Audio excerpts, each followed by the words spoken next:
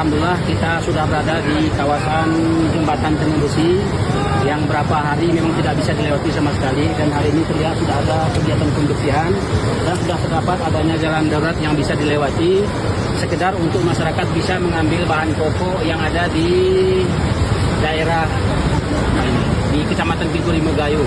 Dan terlihat hari ini sudah ada masyarakat yang menggotong membawa beras, minyak, BBM, gas, dan lain kebutuhan yang bisa dikonsumsi untuk kegiatan sehari-hari. Mudah-mudahan kita berdoa dalam waktu dekat supaya akses yang ada di sepanjang Kabupaten Bener Aceh Tengah ini bisa tuntas, supaya aktivitas masyarakat cepat pulih kembali. Assalamualaikum warahmatullahi